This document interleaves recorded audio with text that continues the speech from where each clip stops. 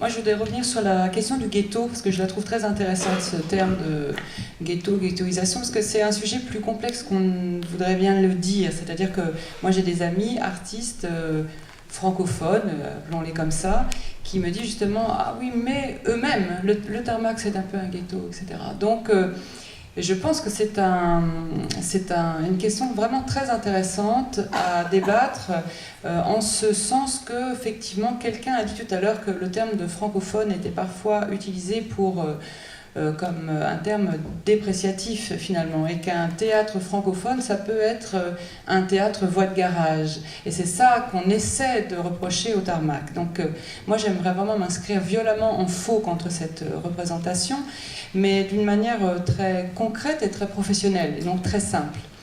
Depuis ma pratique de directrice de théâtre, que je vous disais, donc je dirige un théâtre à Nantes qui s'appelle le Grand T, qui est un grand théâtre bourgeois de centre-ville, on va l'appeler comme ça.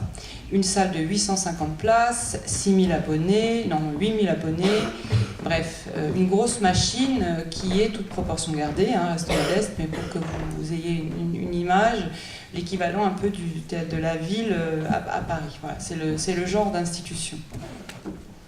Et donc, par exemple, moi, ce qui m'importe, c'est justement que les Dieudonné, que les Lazare, que les Nasser Djemai, que les Ahmed El Attar, etc., jouent dans ce théâtre. Parce que ghetto dit aussi, qui dit ghetto dit aussi assignation.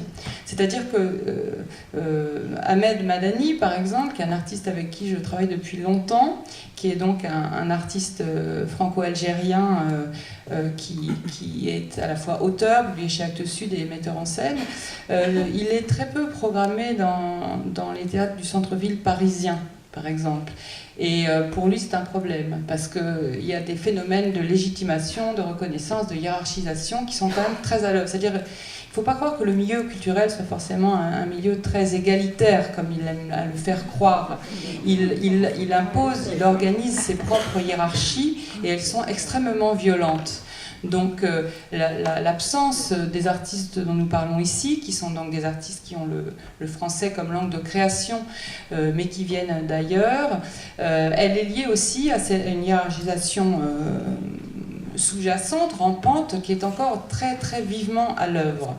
Et je pense que ce sont des questions, par exemple, qu'on se pose beaucoup aujourd'hui sur les questions de parité, de la place des femmes. Donc il y a tout un débat dans les milieux culturels sur la place des femmes sur les plateaux, les signatures féminines, les directions féminines, etc. etc. Et on ne se la pose pas pour la question des artistes francophones ou issus de l'immigration. C'est vrai qu'on a un petit peu tendance à les confondre. Je ne sais pas si c'est juste ou pas, ce sont les philosophes qui éclaireront si c'est une erreur conceptuelle ou pas. Mais je trouve que c'est un problème, enfin on pourrait raisonner un peu de la même façon.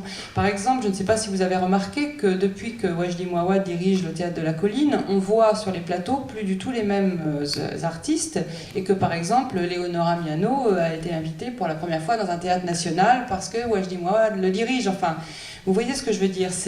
Donc ces questions de ghetto et d'assignation, elles sont effectivement très, très fortes. Et je reviens au tarmac.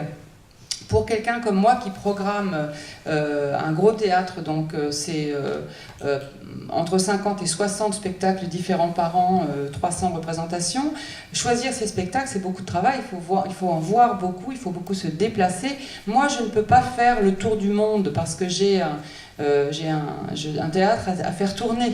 Donc je ne peux pas toutes les semaines être partie aux quatre coins de la francophonie pour voir ce qui s'y passe.